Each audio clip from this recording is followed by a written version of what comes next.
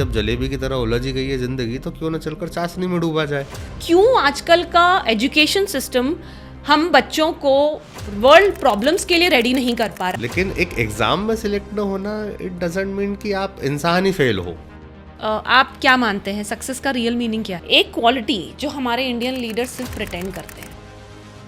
छोटी और बड़ी की मात्रा में डिफरेंस क्या है? इधर से लगाओ या इधर से लगाओ। कौन सा ऐसा टर्निंग पॉइंट था आपकी लाइफ में जब आपको फील हुआ कि आप एक टीचर नहीं, अब एक मेंटर बन चुके हैं? या धीरूभाई अंबानी कभी पेट्रोल पंप पे काम किया करते थे। कहते हैं कि हर उम्र में शौक होता है जुदा जुदा, खिलौना, प्यार, पैसा, फिर खुदा खुदा। कि हिंदी मीडियम से अगर कोई पढ़ा है तो that is less capable, English medium वाला इज मोर केपेबल। बात मुझे ये लगती ही नहीं है कि वो केयरलेस है या अवेयर नहीं है, बस उनका डायरेक्शन सही नहीं है, और उस सोच के कारण ही न्यूटन एप्पल लेके बैठा हुआ था। ये जो लकीर की फकीर वाली चीजें हैं, ये आज के पैरामीटर पे सही नहीं बैठ। Very difficult to imagine yourself in a situation कि जो मैं 5 साल से तैयारी कर रहा था, अब वो मुझे छोड़ के कुछ और रास्ता ढूंढना है। हेलो दोस्तों, मैं हूँ आपकी होस्ट विवक्षा और आप सुन रहे हैं our strength stories, stories that heal, inspire and connect hearts.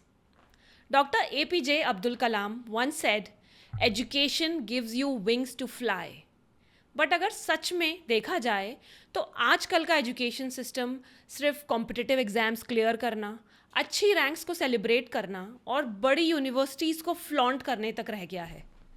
क्यों इतना टाइम और पैसा इन्वेस्ट करने के बाद भी हमारे देश के बच्चे रियल लाइफ वर्ल्ड प्रॉब्लम्स के लिए रेडी नहीं हो पा रहे हैं? इन्हीं सब सवालों को समझने के लिए हमारे साथ हैं एक civil services mentor mister Upen Singh Rajawat. ये 15 साल से सिविल सर्विसेज एस्पिरेंट्स को गाइड कर रहे हैं।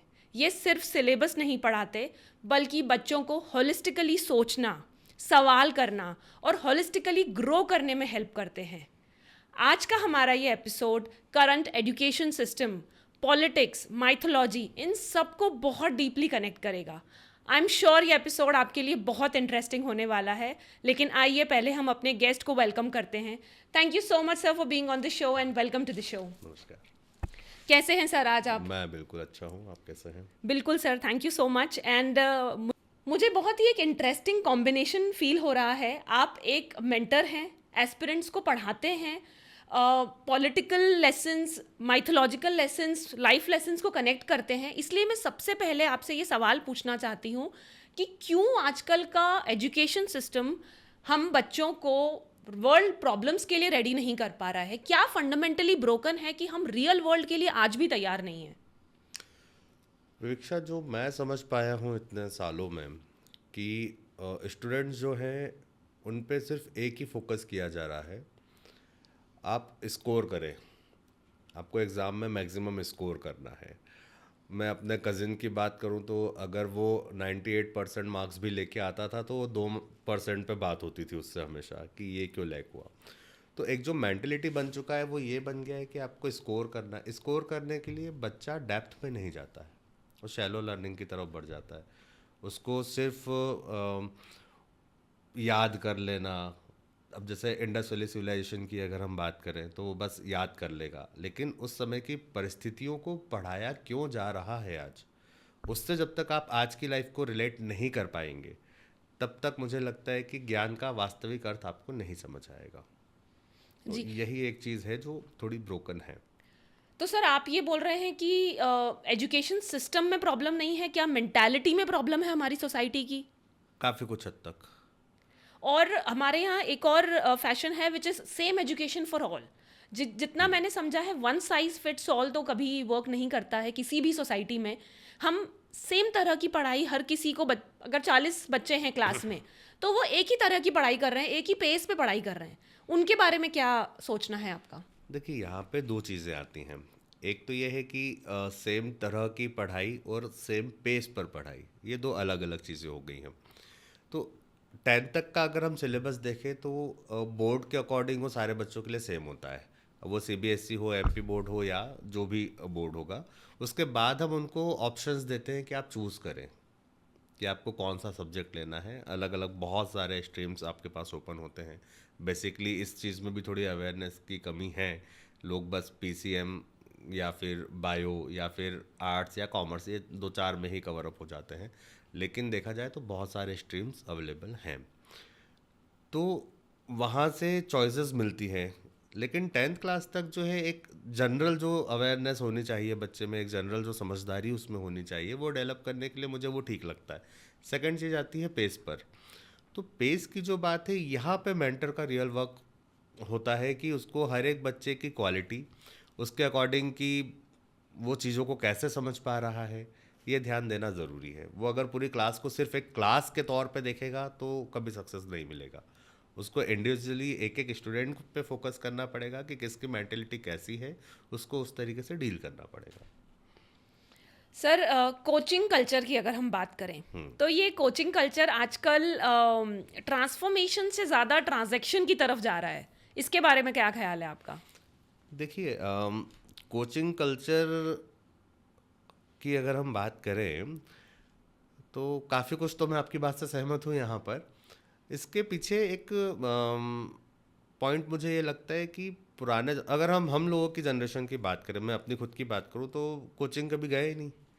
उस टाइम पे स्कूल ही सफिशिएंट हो जाता था और घर पे पेरेंट्स जिस तरीके से ध्यान देते थे वो सफिशिएंट हो जाता था।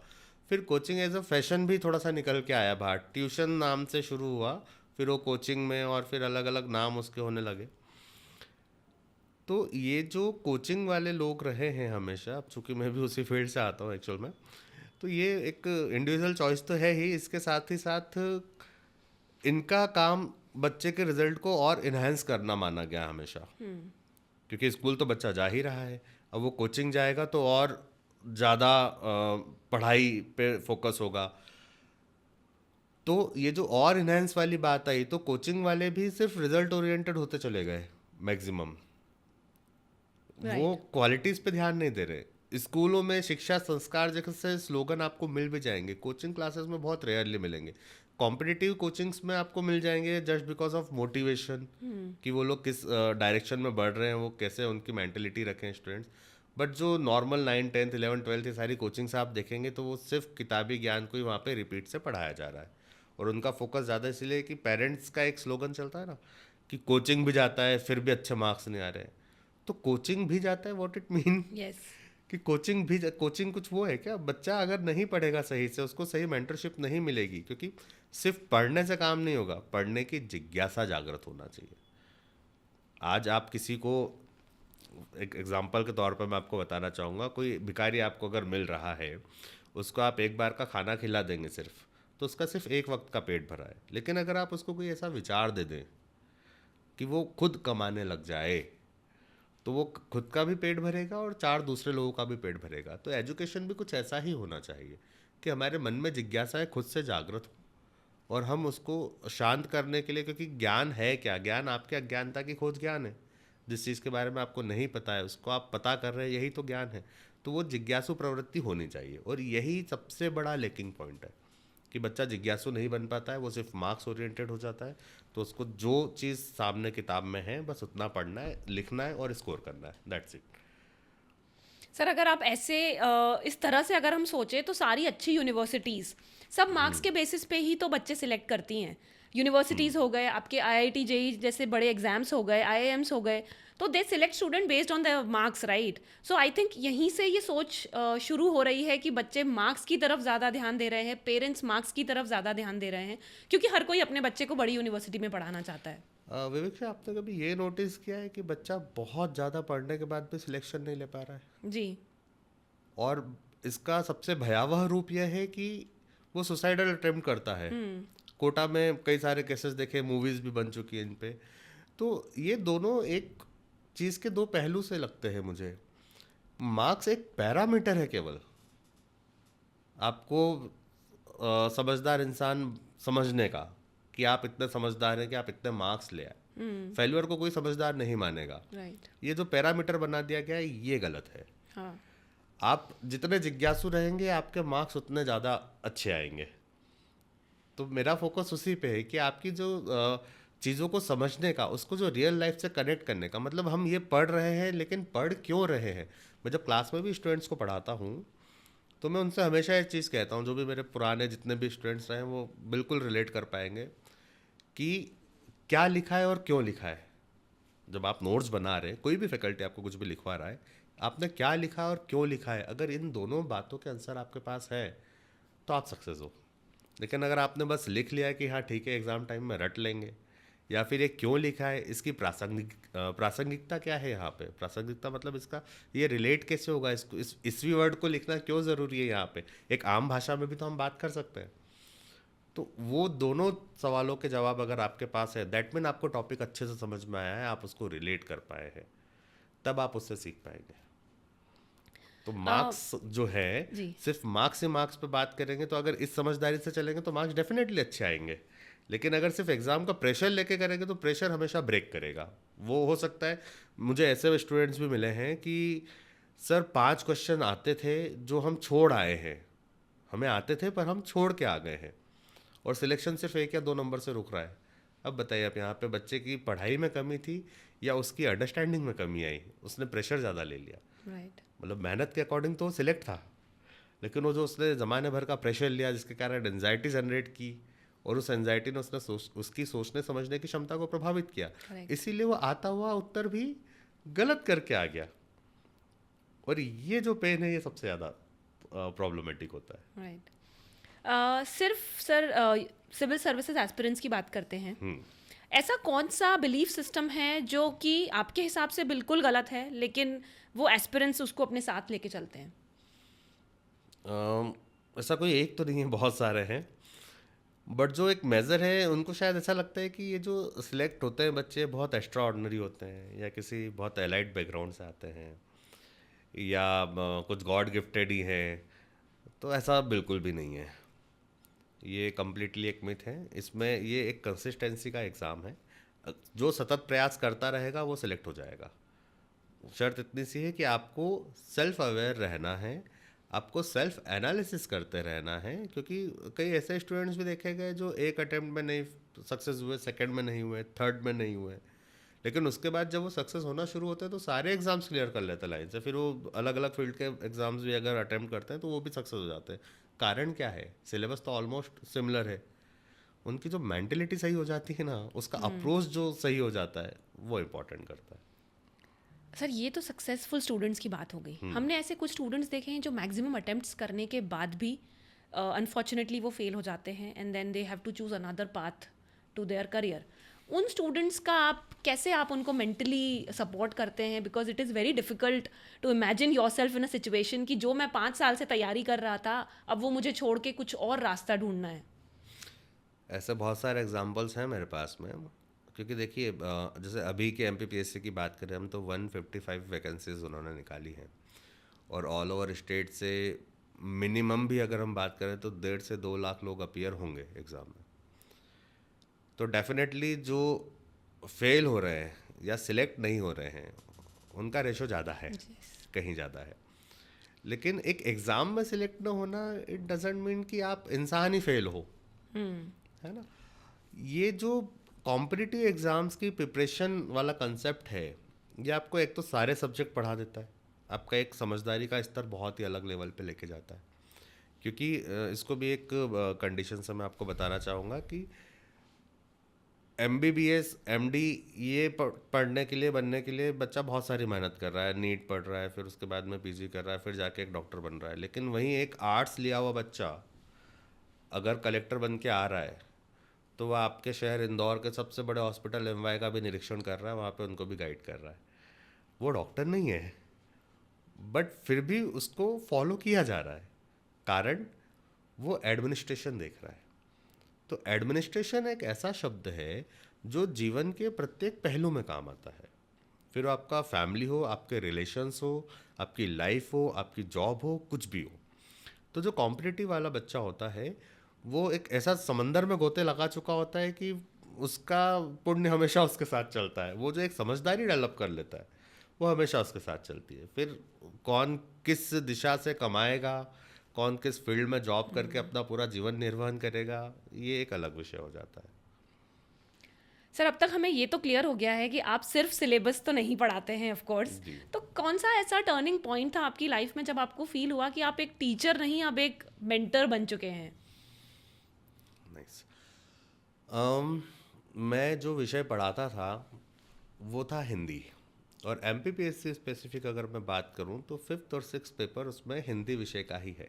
मतलब आप कितने भी हिस्ट्री पढ़ लो 150 मार्क्स में ही रहेगा, बट आपका लैंग्वेज जो था हिंदी का वो 300 मार्क्स का था, तो नेट डबल हो जाता था। और मेरे इससे जो बैचेज आई थी वो इंग्लिश मीडियम की थी। अब सवाल ये खड़ा होता था कि इंग्लिश मीडियम वाला बच्चा, और आज जब इंग्लिश इंग्लिश का ही पूरा कल्चर चल रहा है, तो वो बोर्ड के अकॉर्डिंग एट्थ या टेंथ के बाद हिंदी पढ़ना ही छोड़ दे चुका होता था, है ना। एज अ फाउंडेशन होती भी थी अगर हिंदी, तो वो ना के बराबर होती थी। और वो प्रश्न ये करता था, सर छोटी और बड़ी की मात्रा में डिफरेंस क्या है, इधर से लगाऊं या इधर से लगाऊं।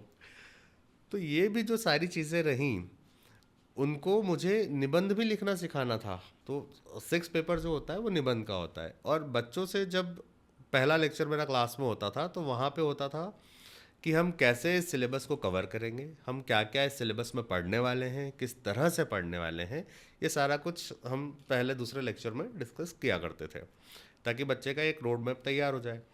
अब उसके बाद जब निबंध की बात आती थी तो मैं उनसे ये कहता था कि निबंध आप बचपन से लिखते आ रहे हैं, है ना। हम सभी लिखते आए हैं हमेशा से, चाहे वो गाय से शुरुआत हुई हो या मेरा विद्यालय, मेरा परिवार, यहाँ से निबंध लिखना हम शुरू करते हैं। तो आप किसी भी चीज़ के बारे में सबसे अच्छे तरीके से कब लिख सकते हैं, जब आप उसको अच्छे से जानते हो। जानते हैं। और आप सबसे ज़्यादा अच्छे से किसे जानते हैं, तो उत्तर आता था खुद को। तो पहला टास्क मैं उन्हें देता था कि आपको लिख के लाना है मैं कौन हूँ। भले ही निबंध पढ़ाना मैं बहुत बाद में शुरू करता था, फिफ्थ पेपर ख़त्म होने के बाद, लेकिन ये टास्क उनको मैं दूसरे तीसरे दिन ही मेरे लेक्चर्स के दे देता था कि आपको लिख के लाना है मैं कौन हूँ, और इसमें आपको खुद के बारे में सोचना है। तो बच्चा जब ये लिख के लाता था, तो देखिए एक क्लास में कई तरह के बच्चे होते हैं। बहुत सारे तो लिखते ही नहीं थे। 80% के आसपास बच्चा लिखता था, उसमें से 50% के आसपास सबमिट करता था, और 10 to 20% स्टूडेंट ऐसे होते थे जो बार बार पूछते थे, सर आपने पढ़ा क्या। दैट मीन वो, उनको रहता था कि हमने कुछ लिखा है तो आप उसको पढ़ें, उस पर फीडबैक दें। और जब वो मैं सारे, और मेरी आदत ये थी कि मैं सारे पढ़ता था, सारे बच्चों के पढ़ता ही था मैं। तो उसमें जब उनकी बातें निकल के आई, उसके बाद में वो अलग से भी मिलने आए कि सर ऐसा ऐसा लिखा था, इस पे क्या हुआ, उस पर जब डिस्कशंस होने स्टार्ट हुए तो समझ में आया कि यार ये कुछ अलग लेवल पे जा रहे हैं हम भी, और स्टूडेंट भी कुछ अलग लेवल पे डाउट पूछ रहा है। वो कब निबंध लेखन और विषय से हट के, क्योंकि मैं कौन हूँ में उसने जो लिखा है वो उसके बारे में लिखा है, जी। उसके जीवन के बारे में लिखा है, उसके परिवार के बारे में लिखा है। फिर वो ये जानना चाह रहा है कि ये सही लिखा है या गलत लिखा है। मैं अगर इन चीज़ों में, इन विचारों में स्टक हूँ तो मैं बाहर कैसे आऊँ। तो वहाँ से वो टीचर से मेंटर में कब कन्वर्ट में होता चला गया मुझे भी नहीं पता चला। ऐसा कोई बिलीफ जो आपके अपने अर्ली करियर में आप काफ़ी स्ट्रांगली उसको पॉजिटिव मानते थे, और जैसे जैसे आप स्टूडेंट से कनेक्ट हुए या अपने करियर में आगे बढ़े वो बिलीफ ऑपोजिट हो गया? अम्म, देखिए ऐसा तो कोई बिलीव नहीं रहा जहाँ तक मैं याद कर पा रहा हूँ खुद के बारे में। हाँ, लेकिन एक चीज़ है कि जो बिलीव था वो स्ट्रांग और हो गया है। अच्छा। हाँ, मेरा हमेशा से बिलीव सिस्टम रहा था कि नहीं करने से कुछ नहीं होता है और करने से सब कुछ होता है। तो जैसे जैसे इन्वॉल्व हुआ तो चीज़ें समझ में आने लगी, और ये और स्ट्रांग ऐसे हुआ कि नहीं करने से कुछ नहीं होता है, ये तो बहुत सिंपल सेंटेंस है। करने से सब कुछ होता है में कई बच्चे कहते हैं सर हम तो इतने अच्छे से मेहनत कर रहे हैं फिर भी क्यों नहीं हो पा रहा है। तो उसमें करना सिर्फ दिखावटी करना नहीं होता कि आप बस किताब लेके पढ़े जा रहे हैं, पढ़े जा रहे हैं, रटे जा रहे हैं। आपको उस अप्रोच के साथ पढ़ना पड़ेगा। कर तो रहे हैं पर किस तरीके से कर रहे हैं वो भी मैटर करता है। तो उन जब तरीकों पर मैं गया, और बच्चों से जब कम्युनिकेट होते होते होते, क्योंकि एक्चुअल में क्या रहा, कॉम्पिटिटिव एग्ज़ाम्स के स्टूडेंट्स में और जो एकदम यंग काइंड ऑफ टीचर्स होते हैं इनकी एज में डिफरेंस बहुत कम होता है। अगर आप स्कूल में तो आपको पता है कि बच्चे ही मिलेंगे, कॉलेज में भी एक एज लिमिट फिक्स है, बट कॉम्पिटिटिव एग्ज़ाम्स में मेरे कुछ ऐसे स्टूडेंट्स भी रहे जो मुझसे भी एज में कई बड़े रहे, मतलब कई बहुत ज़्यादा एज में रहे, 5 5 10 10 साल बड़े स्टूडेंट्स भी मिले। तो उन लोगों से भी जब इंटरेक्शन शुरू हुआ तो मेरे खुद के लिए भी वो बहुत अच्छा प्लेटफॉर्म रहा, जिससे मैंने बच्चों की मेंटेलिटी भी समझी, बड़ों की मेंटेलिटी भी समझी कि वो फैमिली के साथ में चीज़ें कैसे मैनेज कर रहे हैं। एक है जो अपनी खुद की बनाई हुई दुनिया के साथ में चीज़ कैसे मैनेज कर रहा है। तो वो सिस्टम की कर किस तरीके से रहे हैं आप काम जिससे आपको अचीवमेंट मिले, तो कोई मिथ मेरा चेंज नहीं हुआ, बट और स्ट्रांग स्ट्रांग जरूर हो होता गया है। कि करने से सब होता है, बशर्त शर्त इतनी सी है कि आप किस तरीके से खोल रहे हैं। मैं अक्सर एग्जांपल भी देता हूँ स्टूडेंट्स को ये वाला कि कोई स्क्रू या कोई नट बोल्ट आप अगर खोल रहे हैं और आप उसको संडसी से पकड़ के खोलने में लगे हुए हैं, जो अक्सर घरों में होता है दिवाली की सफाई के टाइम पे या ऐसे टाइम पे, वो खुल तो जाएगा, बट आपके एफर्ट्स कितने लग रहे हैं। और वहीं आपने अगर सही टूल का यूज़ किया है तो कितना इजी हो गया है आपको, मतलब कुछ लगा ही नहीं कि कोई टास्क था भी वो। तो राइट। बस ये जो फंडा है ये सबसे इम्पॉर्टेंट है कि सही जगह पे सही टूल यूज़ होना चाहिए, और वो सिर्फ और सिर्फ आपके प्रॉपर अप्रोच से ही आप समझ पाएंगे। अदरवाइज आप लगे रहेंगे, आप देखते हैं पूरी दुनिया लगी हुई है, हर किसी के पास अपनी समस्याएं हैं, लगे हुए हैं, कैसे होगा सॉल्यूशन जब आप सही अप्रोच के साथ जाए। एक सवाल सर, जो मेरा टूल्स से आपने जो बात की, जी। आप बोल रहे थे सही टूल्स होने जी। चाहिए, राइट? तो आज अगर मैं एक 20 ईयर ओल्ड की बात करूं, जो कि बहुत एनर्जेटिक है, क्यूरियोसिटी भी उसमें इनफ है, तो कैसे आज आप क्या मैसेज देंगे 20 ईयर ओल्ड को कि कैसे वो अपनी इस एज में पावर जनरेट करके मैक्सिमम आउटपुट निकाल पाए अपनी इस क्यूरोसिटी का, अपनी इस एनर्जी का? बिकॉज कई बार ऐसा होता है कि हम एनर्जी इनकरेक्ट डायरेक्शन में इन्वेस्ट कर रहे हैं, जैसा कि आपने कहा। हाँ, तो इसमें देखिए 20 ईयर ओल्ड की आप बात कर रहे हैं, मतलब ये सारे हो गए अपने जेनजीज, यस।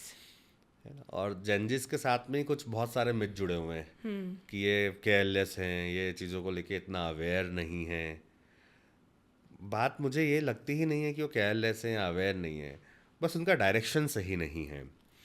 और मतलब सबसे उद्दंड अगर बालक की बात करूं मैं, तो हनुमान जी मिलते हैं हमें एक समय पर। ऋषि मुनि तपस्या कर रहे हैं तो उनकी तपस्या में विघ्न डालना, अधिक उछल कूद करना, शरारतें करना, ये सब एनर्जी के कारण ही तो था कि एनर्जी इतनी थी कि वो यूटिलाइज नहीं हो रही थी। उस एनर्जी को कैसे यूज़ करूँ, क्योंकि जब आपके पास, जैसे एक छोटा सा एग्जांपल देता हूँ, आपने कभी गन चलाई है? बचपन में खिलौने वाली। खिलौने वाली आपके हाथ में अगर रियल गन या मशीन गन कोई दे दी जाए तो आप उसको बस लेके बैठे नहीं रहेंगे, आपका मन करेगा कि मैं इसको कहीं तो चलाऊं जाके। राइट। भले आप जंगलों में जाके चलाएं, क्योंकि ऐसा चलाएंगे तो फिर तो लॉ एंड ऑर्डर सारी चीज़ें आ जाएंगी, लेकिन आप उसको सिर्फ लेके बैठ नहीं सकते, आपका मन करेगा ही कि मैं इसको यूज़ करूं। तो ऐसे ही जो एनर्जी होती है वो आपकी पूरी बॉडी में फ्लो हो रही होती है, तो उसको यूज़ करने का मन तो करता है, लेकिन वो सही डायरेक्शन के कारण वो यूज़ गलत डायरेक्शन में चला जाता है फिर, राइट। क्योंकि सही डायरेक्शन का अभाव है। तो सही डायरेक्शन क्या है, इसके लिए थोड़ा सा बच्चे को धर्म से जुड़ना चाहिए, थोड़ा सा अपनी चीज़ों को समझना चाहिए। जैसे कि वो क्वेश्चन करेगा, आपने कहा क्यूरोसिटी उसमें बहुत होती है, वो क्वेश्चन करेगा कि दिवाली क्यों मनाना है, पटाखे क्यों जलाना है, या इस टाइप। पटाखे तो खैर एक अलग कंसेप्ट है, एनवायरनमेंट से भी जुड़ जाता है, वो एक अलग विषय है। बट ये बहुत सारी जो चीज़ें हैं कि गुड़ी पड़वा क्यों मनाना है, या मकर संक्रांति अभी जैसे गई तो तिल गुड़ क्यों खाना है, इसको अगर साइंटिफिक अप्रोच में हम देखें तो इसके सारे रीजंस हैं राइट। कि गर्म चीज़ें हैं और सूर्य भी परिवर्तित हो रहा है, मौसम बदल रहा है, तो उस हिसाब से होली का त्यौहार को बनाना है। आज रूप कुछ और हो गया है त्योहारों का, बट इन सब के पीछे साइंटिफिक रीजंस हुआ करते थे। तो वो अगर उसको बचपन से हम थोड़ा थोड़ा सिखा रहे हैं, अब होता क्या है कि पेरेंट्स के पास इतना टाइम नहीं है, वो कमाने में एंगेज हैं, और अगर टाइम है भी, जैसे एक बड़ा अच्छा जोक भी चला था बीच में काफ़ी, कि भाई अपनी आने वाली पीढ़ी तो पता नहीं कैसी होगी, क्योंकि उसके गाइड अपन होंगे, राइट। हम लोग उसको गाइड करेंगे। अब हम लोगों को ही कितना पता है आज, तो हमें वो चीज़ समझनी पड़ेगी। तो रही बात आपके प्रश्न पे आता हूँ एग्जैक्टली कि वो पावर कैसे जनरेट करे, तो पावर जनरेट नहीं करना है, पावर उसमें है, उसको सही डायरेक्शन में बस यूज़ करना है, तो अपने आप पावर दिखने लगेगा। और पावर जनरेट बस यहीं से होगा कि वो चीज़ों पे स्टक हो जाए। कैसी चीज़ों पे स्टक हो जाए कि सबसे पहले तो अपना गोल बना ले कि मुझे करना क्या है, और उसका एक रोड मैप बना ले, उस रोड मैप को धीरे धीरे अचीव करता चला जाएगा, तो वो पावर जनरेट हो गया। दूसरा, पावर जनरेट लीडरशिप क्वालिटी से सबसे ज़्यादा आता है। पावर कैसे जनरेट होगा? कॉन्फिडेंस से। कॉन्फिडेंस उसमें कब आएगा? जब उसमें कोई ना कोई एक टैलेंट हो। अब बच्चा ये सोचता है मुझ में तो कोई टैलेंट ही नहीं है, तो ऐसा नहीं होता। वो सिंगर हो सकता है, वो थिंकर हो सकता है, सोचना भी अपने आप में एक टैलेंट है, और उस सोच के कारण ही न्यूटन एप्पल लेके बैठा हुआ था, है ना, या राइट ब्रदर्स ने जो प्लेन इन्वेंट किया वो भी उस सोच का ही नतीजा था। तो एक अच्छा थिंकर भी हो सकता है। लेकिन अगर वो ये चीज़ सोचे कि यार सिंगिंग तो पूरी दुनिया कर रही है, मैं मुझ में कौन सी नई बात है, हर कोई बाथरूम सिंगर तो हर कोई है, तो ऐसा नहीं होता है ना। कोई अगर अच्छे से 4 रिलेशंस को मेंटेन कर रहा है, परिवार को संभाल रहा है, अपनी प्रिपरेशन भी अच्छे से कर रहा है और अपनी हॉबी को भी टाइम दे रहा है, तो ये टाइम मैनेजमेंट भी उसका एक टैलेंट ही है। तो इस चीज़ को समझ के जब वो आगे बढ़ेगा, जब वो 4 लोगों के बीच में कॉन्फिडेंट फील करेगा, तो पावर ऑटोमेटिकली जनरेट होगा। और कॉन्फिडेंस का रीज़न कोई एक प्रॉपर क्वालिटी होना चाहिए। सिर्फ ये नहीं कि मैं स्मार्ट दिखता हूँ, लुक्स कभी मैटर नहीं करते।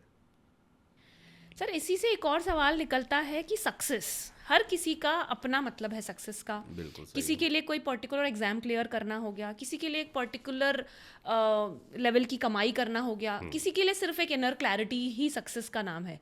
आपके अकॉर्डिंग आप क्या मानते हैं, सक्सेस का रियल मीनिंग क्या है?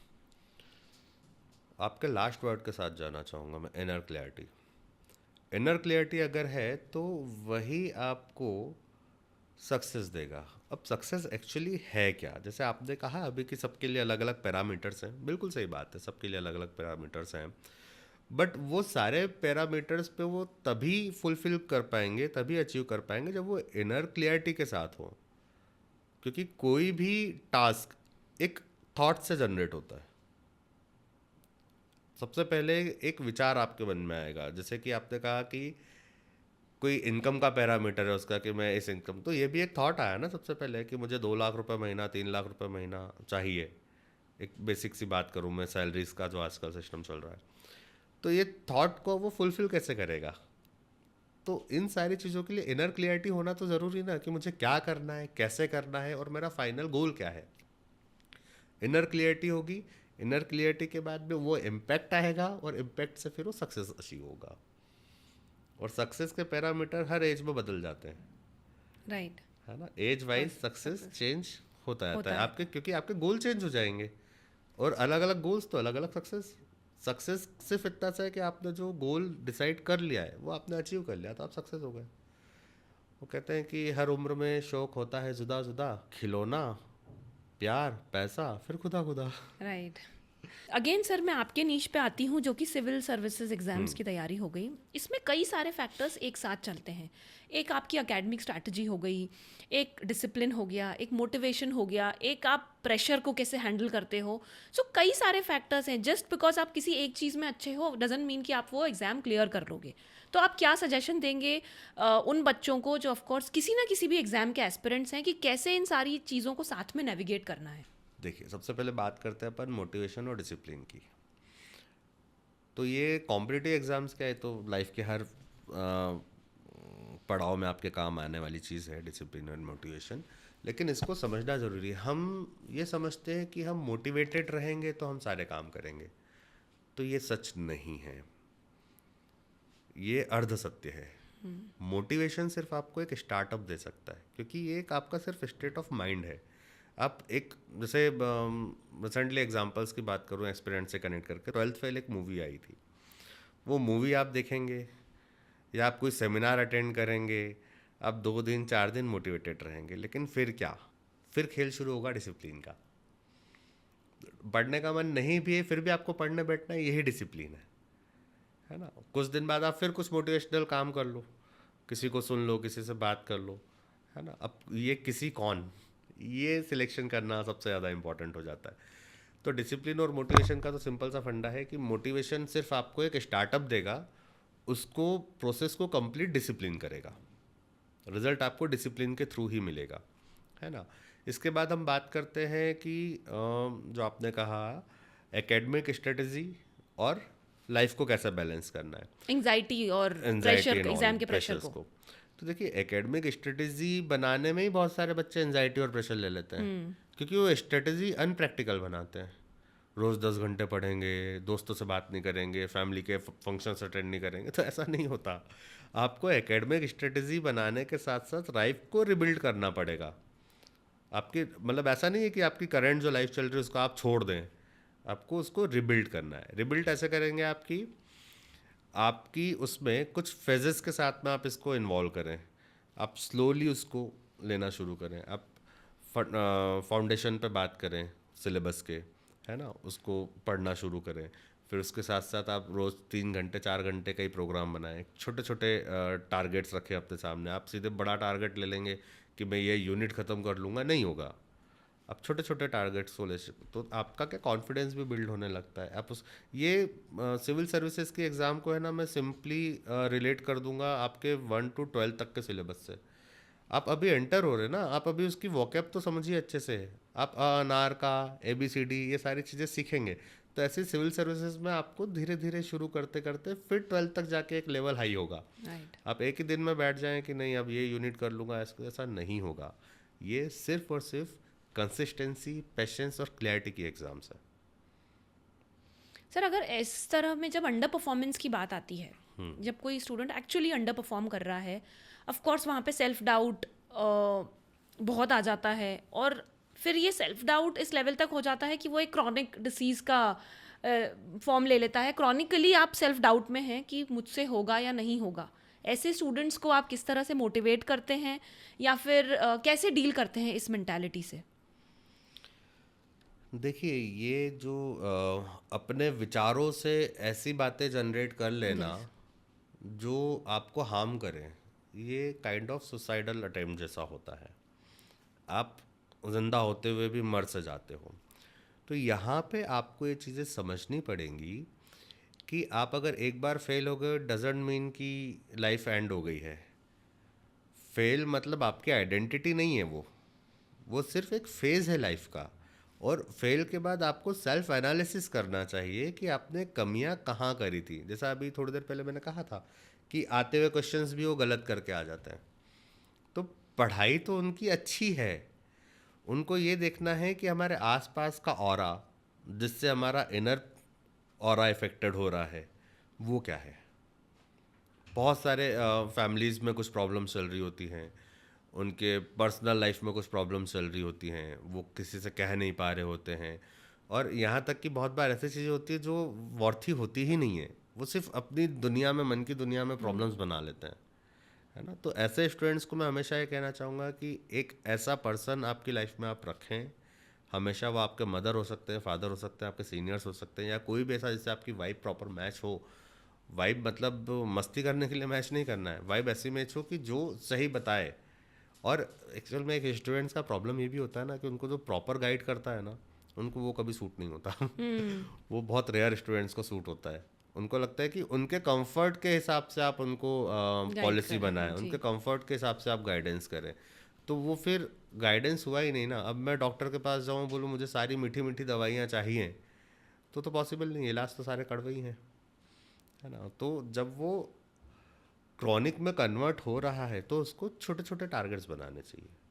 उसको क्या करना चाहिए कि लाइफ में कॉन्फिडेंस जनरेट करना पे। तो कॉन्फिडेंस ऐसे नहीं आएगा, दूसरे की स्टोरीज सुनने से कॉन्फिडेंस नहीं आएगा कि वो XYZ 4 बार फेल हुआ फिर सीधे टॉपर हो गया, या धीरू भाई अम्बानी कभी पेट्रोल पंप पे काम किया करते थे।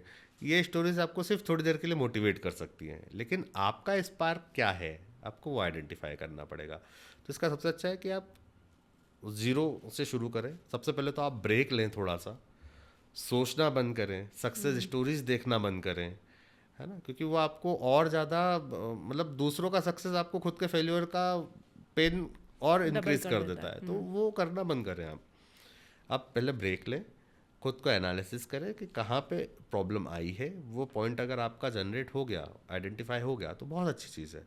उसको दूर करें, उसकी स्ट्रेटजी बनाएं, और छोटे छोटे टास्क आप उठाना शुरू करें।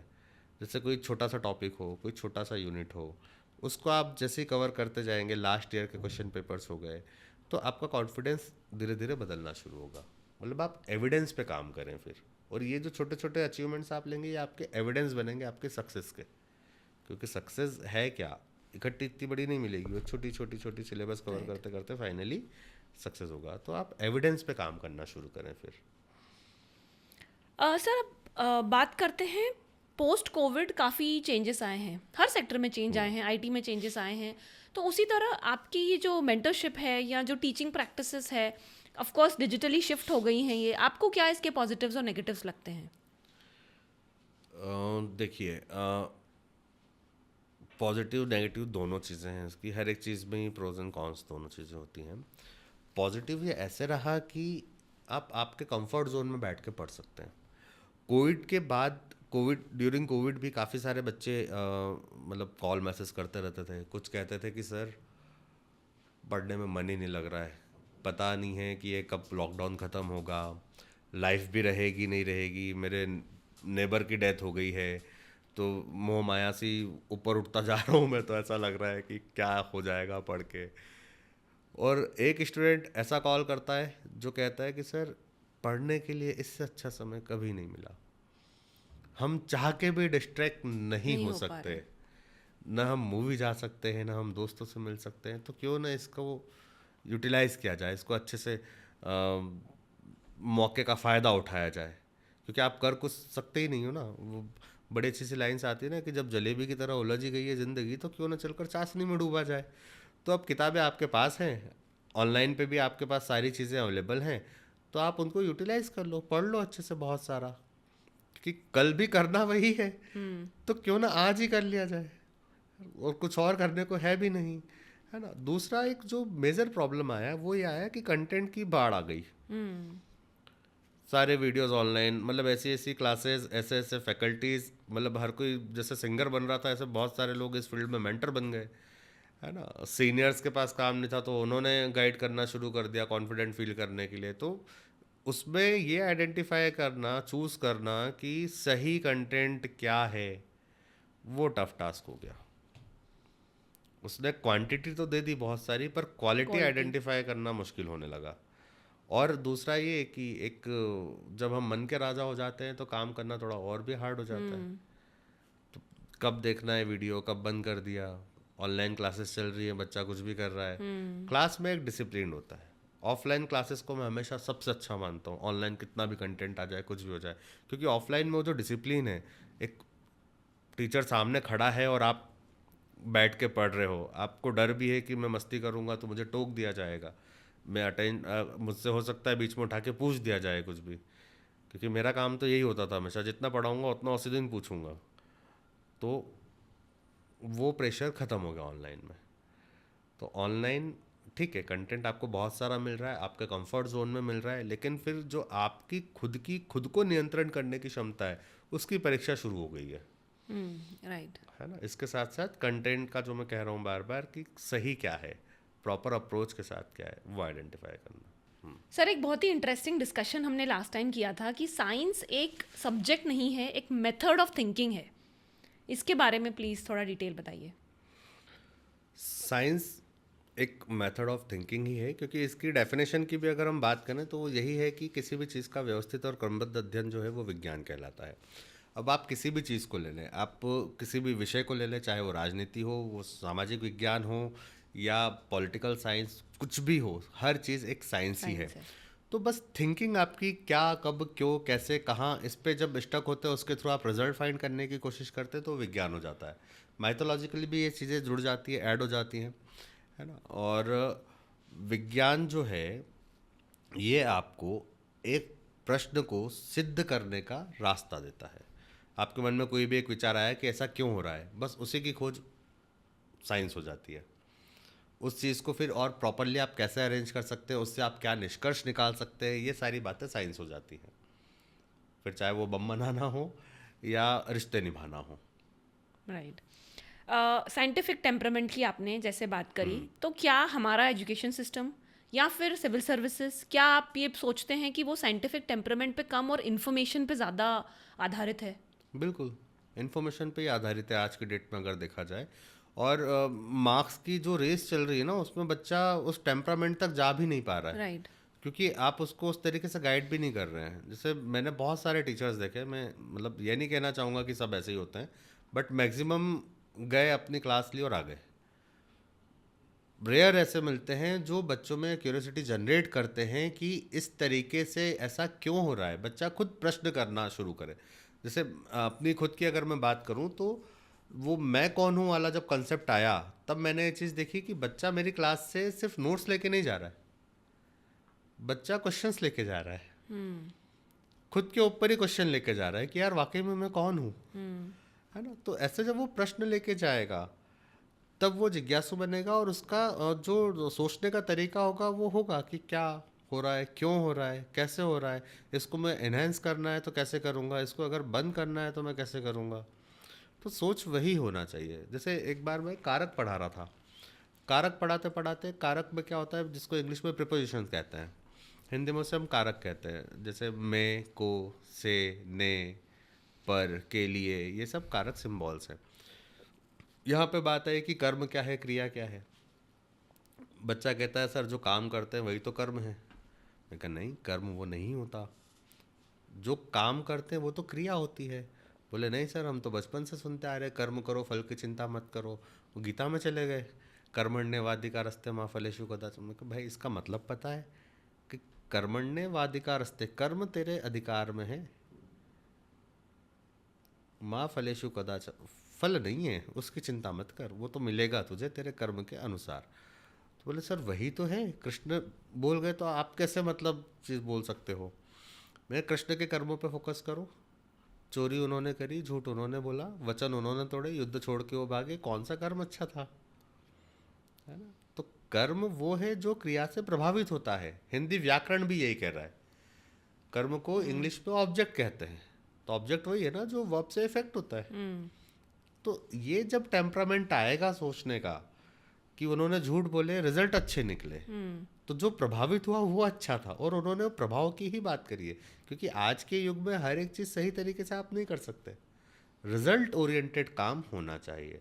जैसे कि पहले कहते थे कि सुबह ब्रह्म मुहूर्त में उठ के पढ़ो, 4 बजे उठ के पढ़ो, अच्छी पढ़ाई होती है। अब आज का बच्चा सोता 2 बजे है, वो 4 बजे उठ के कैसे पढ़ेगा। 4 बजे उठने का कंसेप्ट ये होता था कि एक माहौल शांत मिलेगा, आप फ्रेश रहोगे तो आप पढ़ो उठ के। अब उनको माहौल दिन में अगर शांत मिल रहा है, वो दिन में फ्रेश फील कर रहा है, तो दिन में पढ़ेगा। तो ये कृष्ण की थ्योरी है पूरी। राइट सर, ये बड़ा ही इंटरेस्टिंग सा कॉम्बिनेशन है, एक साइंटिफिकली सोचना और स्पिरिचुअली भी कनेक्टेड होना। तो हम इस टॉपिक पर थोड़ा और डिस्कस करते हैं। पास्कल हमारे बहुत ही ब्रिलियंट मैथमेटिशियन थे, उनका भी बहुत ही एक स्पिरिचुअल कॉन्सेप्ट है, पास्कल का दाव जिसे कहते हैं, उसके बारे में हम थोड़ा डिस्कस करते हैं। बिल्कुल, देखिए वो साइंटिस्ट भी थे, उन्होंने बहुत अच्छी अच्छी थ्योरीज भी दी हैं, और साथ में वो दार्शनिक भी थे।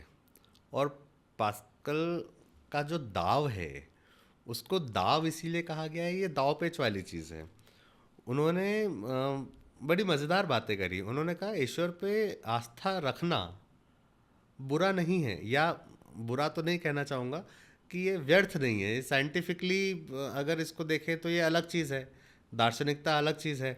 तो वो कहते हैं कि अगर ईश्वर है और आप बिलीव करते हैं तो आपको बहुत अच्छा अच्छा मिलना है, निष्कर्ष काफ़ी अच्छे होने हैं। और नहीं है और आप बिलीव नहीं करते हैं तो आपका कुछ नुकसान भी नहीं होना है।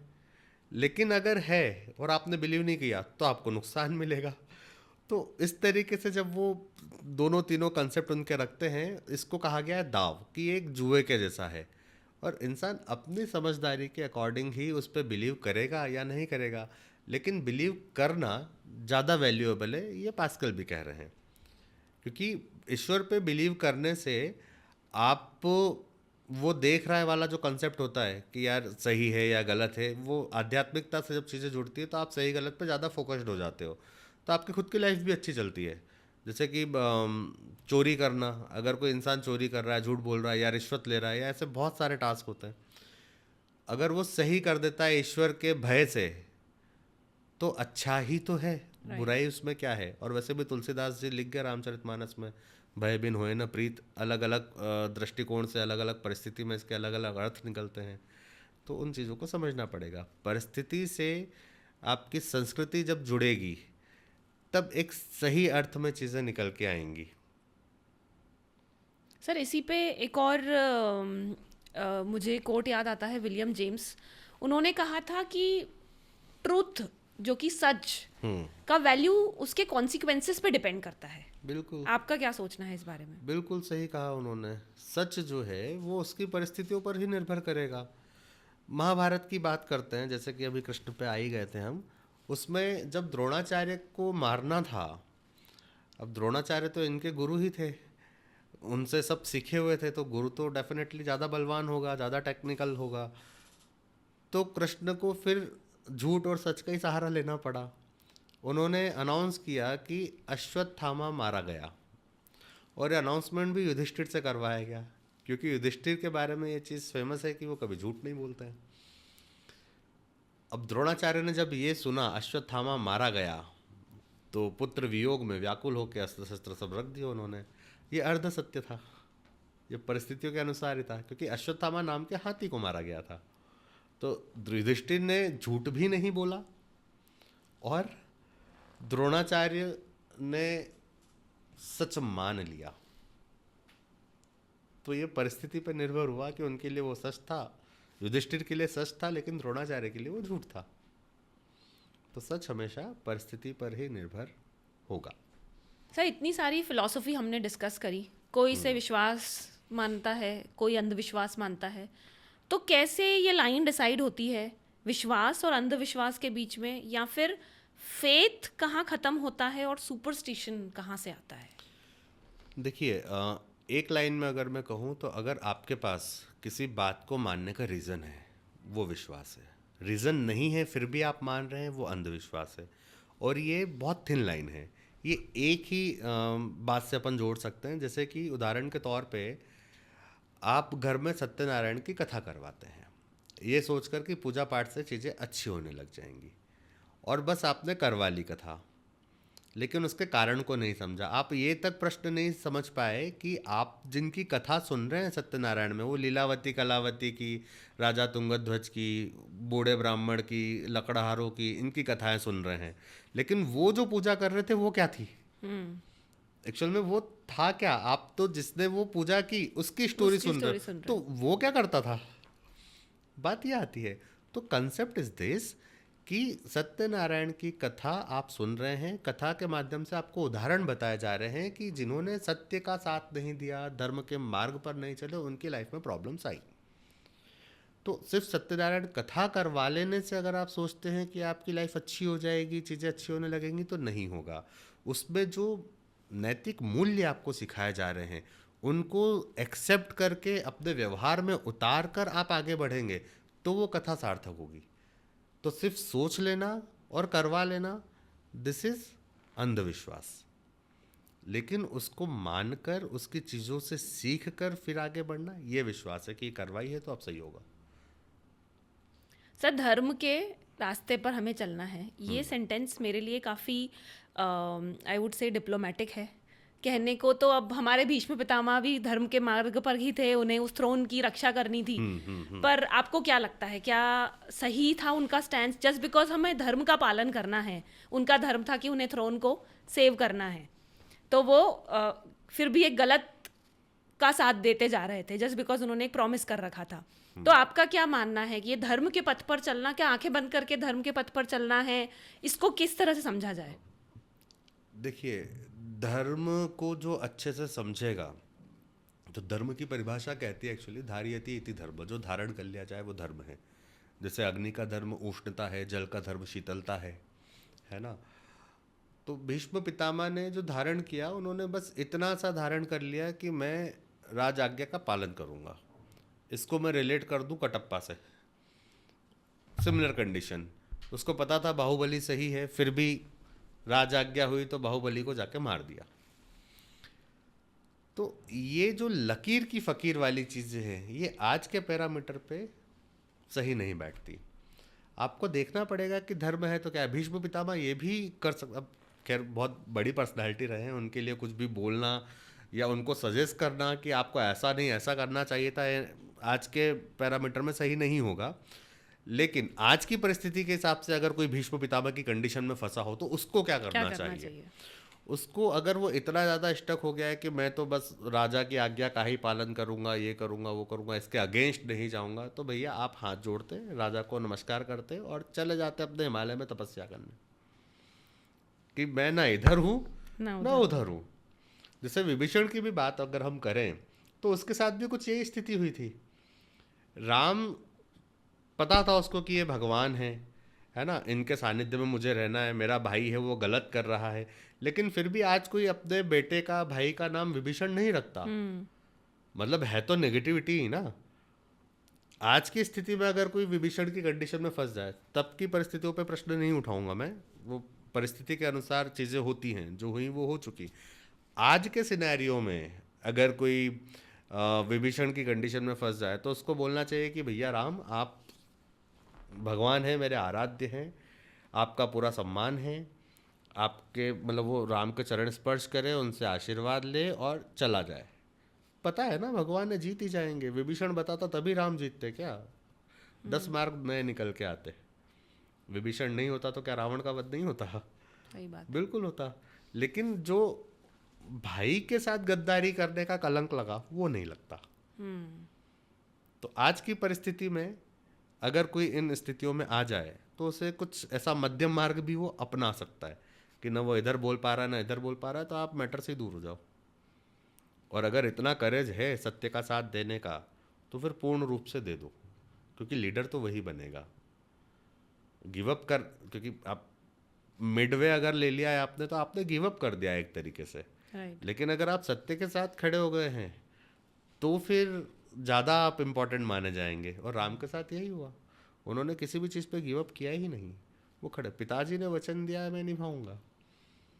प्रजा में बात अगर चल रही है, कुछ गड़बड़ चल रही है, तो राजा का एग्जाम्पल सही होना चाहिए। तो सीता का त्याग भी किया, फिर भले फिर अंतर्द्वंद में खुद बहुत परेशान रहे, लेकिन एक आदर्श राजा की स्थिति भी स्थापित करनी थी, आदर्श समाज का निर्माण भी करना था। सर, ये स्टोरीज जब हम सुनते हैं तो किसी का इंटरेस्ट इसमें रिलीजियस वे में होता है, बिकॉज वो हमारी ये रिलीजियस स्टोरीज हैं। किसी को ये स्टोरीज बड़ी इंटरेस्टिंग लगती है, इसीलिए वो सुनने लगते हैं। आपसे बात करके मुझे लग रहा है कि आप इन स्टोरीज को एक थिंकिंग फ्रेमवर्क की तरह यूज़ कर रहे हैं। तो इस कैसे हम इन पुरानी माइथोलॉजिकल स्टोरीज को समझकर हमारे आज के थिंकिंग फ्रेमवर्क को इम्प्रूव कर सकते हैं? इसको मैं एक बहुत छोटी स्टोरी से कनेक्ट करना चाहूँगा। जैसे ये जो स्टोरीज है तो बहुत हाई लेवल की स्टोरीज हो गई। एक छोटा सा बच्चा होता है ना, उसको भी जब हम एक कहानी सुनाते हैं पंचतंत्र की कि बेटा कछुए और खरगोश ने रेस लगाई थी, उसको इंटरेस्ट आ जाता है, क्योंकि वो थोड़ा सा जानवरों में और इनमें इंटरेस्टेड होता है बच्चा छोटा, इसीलिए उसके सारे टॉयज़ भी ऐसे ऐसे होते हैं कुछ कुछ। तो उसको इंटरेस्ट आता है कि हाँ कछुआ है, खरगोश है, वो रेस लगा रहे हैं। उसमें फिर खरगोश सो जाता है कि मैं तो जीत ही जाऊंगा, कछुआ चलता रहता है। यहाँ से वो क्या सीख रहा है कि कंटिन्यूस एफर्ट्स हैं वो आपको सक्सेस की तरफ ले जाते हैं। और आप कितने भी टैलेंटेड हो, अगर आपने काम नहीं किया है, आपने उसमें मक्कारी करी है, तो आप फेल हो जाओगे, आप हार जाओगे। तो जब उस एक कछुए और खरगोश की कहानी से एक छोटा सा बच्चा साइकोलॉजिकली ये सीखता है, उसको यही सिखा रहे हैं हम, बिना इस लेवल पे एक्सप्लेन किए जिस लेवल पे हम यहाँ बात कर रहे हैं अभी, वो समझ रहा है। तो ये जो माइथोलॉजिकल स्टोरीज़ हैं, इनकी वैल्यूज़ बहुत हाई हैं। इन पे आप जब डिस्कशन करेंगे, जीवन के जीने की सारी प्रेरणाएं, सारी कंडीशंस आपको वहाँ मिल जाएगी। आप लाइफ में जिस जिस चीज़ को फेस कर सकते हैं, या आपको ऐसा लगता है कि ये मेरी प्रॉब्लम ऐसी हो गई, आपको सारे एग्जाम्पल्स मिल जाएंगे इतिहास में। माइथोलॉजिकली आपने किस तरीके, और माइथोलॉजी से जुड़ने से क्या होता है, उसमें फेथ भी होता है और वो एक सही तरीके से ठीक की जाती हैं। उसमें ये नहीं होता कि बस डिस्ट्रॉय कर दो और ख़त्म। सम्मान के साथ में चीज़ें ख़त्म की जाती है, सही के साथ ख़त्म की जाती है। क्योंकि माइथोलॉजी आपको मन को समझाने को कहती है कि आपको मन को समझाना है। आपको पता होता है कि सही क्या है गलत क्या है, पर मन नहीं मान रहा होता है, तो वहाँ पे आप खुद को कंट्रोल करते हैं। सर, आज के प्रैक्टिकल वर्ल्ड में अगर हम सोचें तो कौन बेटर सर्वाइव करता है, युधिष्ठिर या कृष्ण? डेफिनेटली कृष्ण, क्योंकि वो परिस्थिति के अनुसार काम करते हैं जी। उनका ये नहीं है कि मैं ऐसा हूँ तो मैं यही करूँगा। जैसे आपने भीष्म पितामह की बात की थी अभी थोड़ी देर पहले, कि उन्होंने सोच लिया कि मैं यही करूँगा। कृष्ण को झूठ बोलना पड़ेगा, वो झूठ भी बोलेंगे। उनको परिस्थिति के अनुसार जैसा रिजल्ट मिलने के लिए ज़रूरी टास्क करना होगा वो वैसा करेंगे। और रिजल्ट ही इम्पोर्टेंट होता है, ना कि पैटर्न। तो इसीलिए जो ऐसा पैटर्न जो किसी और को हार्म न पहुंचा रहा हो और रिजल्ट ओरिएंटेड हो तो वो सही है। लेकिन युधिष्ठिर नहीं कर पाएंगे, वो सत्य मतलब सत्य ही बोलेंगे। सर, बहुत सारा हमने माइथोलॉजी डिस्कस किया। अब हम फिर आपके नीश पे आके बात करते हैं, जो कि स्टूडेंट्स स्पेसिफिकली। अगेन हमारी ये मेंटालिटी है कि हिंदी मीडियम से अगर कोई पढ़ा है तो that is less capable, English medium वाला इज़ मोर केपेबल।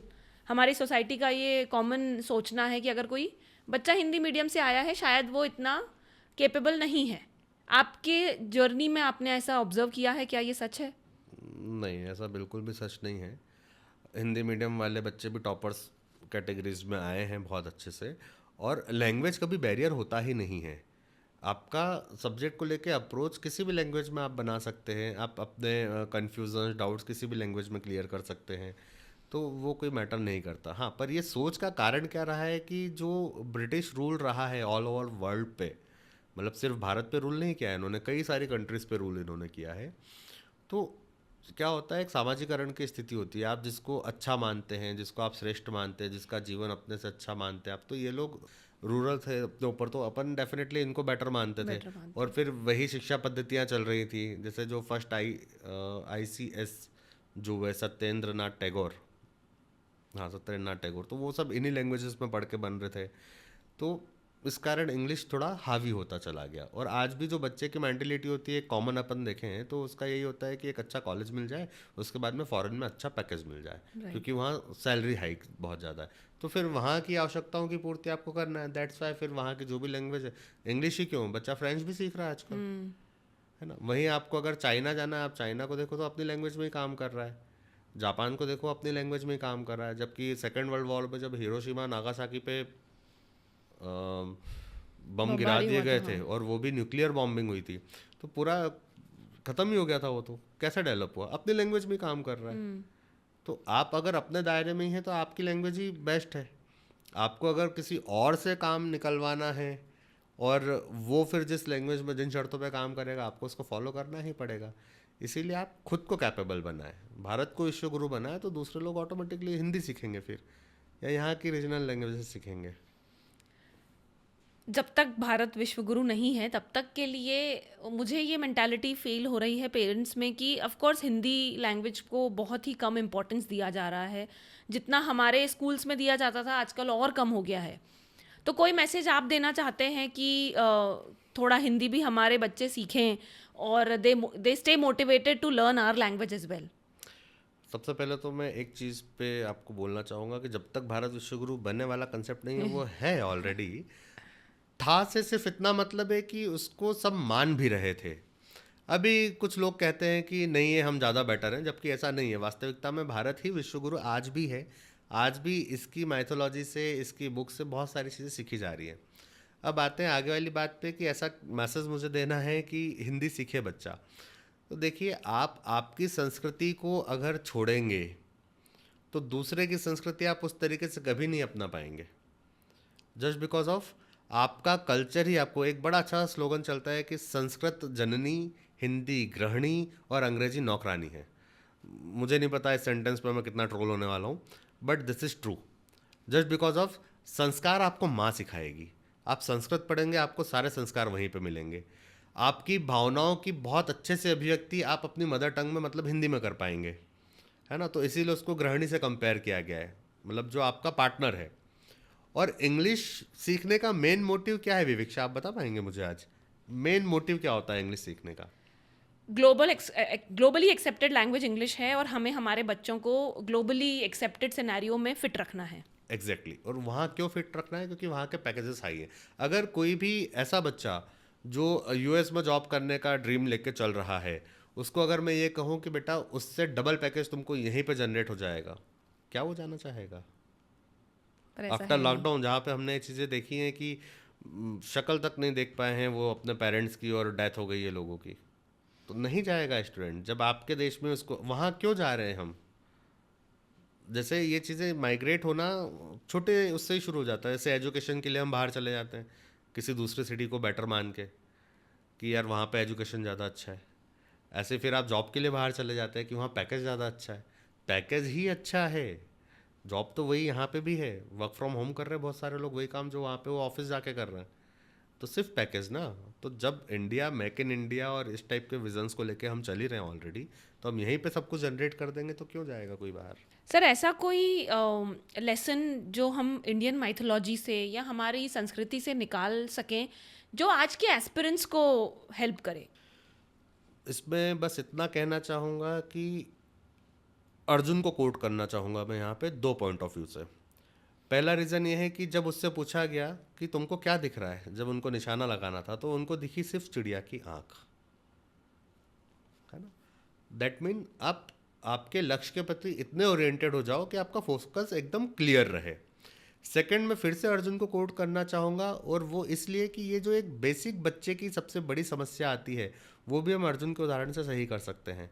जब महाभारत का युद्ध होना था, दोनों सेनाएं आमने सामने खड़ी थीं, अर्जुन ने कृष्ण से कहा कि प्रभु मुझे बीच में ले चलो। वो बीच में पहुंचता है, आप लोगों ने पेंटिंग्स भी देखी होंगी, दोनों साइड सेनाएं हैं और बीच में रथ खड़ा हुआ है। वो देखता है कि ये तो मेरे अपने हैं जिनसे मुझे लड़ना है, उसके गुरु हैं, उसके कजिन्स हैं, उसके पितामह दादाजी, इस टाइप के सारे लोग सामने खड़े हुए हैं उसके। और फिर वो कृष्ण से पूछता है मैं क्यों लड़ूं। ये प्रश्न निहायत ही मूर्खतापूर्ण प्रतीत होता है प्रथम दृष्टया, कि इतने टाइम से आप राजाओं से सेना मांग रहे थे, आप वनवास में रहे हैं, आपकी पत्नी का चीरहरण हो गया है, उन सब के बावजूद आप पूछ रहे हो क्यों लड़ूं, क्योंकि ये तो मेरे अपने लोग। तो ये प्रश्न पूछने का बनता ही नहीं है कायदे में। आपको पता था, आप तैयारी क्यों कर रहे थे युद्ध की। तो ऐसे ही कक्षा में बच्चा कई बार बोलता है कि सर मैं एक स्टूपिड सा क्वेश्चन है मैं पूछूं। तुम खुद ही खुद को स्टूपिड पहले ही बना लिए, मतलब तुम पूछो तो डाउट कभी कैरी नहीं करना है। ये लेसन भी हम यहाँ से निकालेंगे। तो पहला आया कि आपको ओरिएंटेड रहना है एकदम, जो आपका लक्ष्य आपको वही दिखे। दूसरा, डाउट छोटा है बड़ा नहीं होता अगर सही व्यक्ति से पूछा जाए। अगर अर्जुन ये नहीं पूछते कि मैं क्यों लड़ूं तो हमको गीता मिलती ही नहीं। इसी एक प्रश्न का उत्तर गीता मिली है, इतना स्पेसिफिक आंसर, इतना प्रॉपर आंसर, जो आज तक और आने वाले जब तक मतलब सृष्टि रहेगी तब तक ये ज्ञान देता रहेगा आपको। सारे फंडे उसमें क्लियर है। सर आपको याद हो तो इस एपिसोड के शुरू में मैंने आपसे ये डिस्कस किया था कि हमारा एजुकेशन सिस्टम आज भी हमें रियल वर्ल्ड प्रॉब्लम के लिए रेडी नहीं कर रहा है। इतना टाइम, इतना मनी इन्वेस्ट करने के बाद भी जो बेसिक प्रॉब्लम्स आती हैं अगर लाइफ में, तो बच्चे उससे लड़ने को तैयार नहीं हो पा रहे। उनका इमोशनल इंटेलिजेंस इतना लो है कि वो अपनी फीलिंग्स को कंट्रोल नहीं कर पाते हैं। या फिर basic taxation, basic plumbing, electrician का काम हम पढ़ने के बाद भी हम किसी और पे डिपेंडेंट हैं आज। तो क्या आप इम्प्रूव करना चाहेंगे हमारे एजुकेशन सिस्टम में, या फिर इवन इफ अगर एजुकेशन सिस्टम इम्प्रूव नहीं होता है, हम अपने आप में क्या बदलाव ला सकते हैं कि पढ़ाई के साथ हम इस रियल वर्ल्ड के लिए भी रेडी रहें? पढ़ाई जो भी हो रही है, देखिए जो भी सिलेबस आपका डिज़ाइन किया जाता है वो तो डेफिनेटली बहुत अच्छा डिज़ाइन होता है, क्योंकि उसको डिज़ाइन करने की जो कमिटीज़ हैं, जो सारे लोग बैठे हैं, वो एक हाईली एजुकेटेड और बहुत समझदार लोग बैठे हैं। शर्त यह है कि वो बात सिखाई किस तरीके से जा रही है। तो वहाँ पे मुझे लगता है कि काम होना चाहिए। आप छोटे जैसे हमने अभी थोड़ी देर पहले कछुए और खरगोश की कहानी की बात की थी। मुझे नहीं याद कि कोई बच्चों को इस तरीके से समझाता होगा। हमेशा बस कहानी है और कहानी हो गई, और एंडिंग में मोरल ऑफ द स्टोरी कि हाँ हमको कभी रुकना नहीं चाहिए।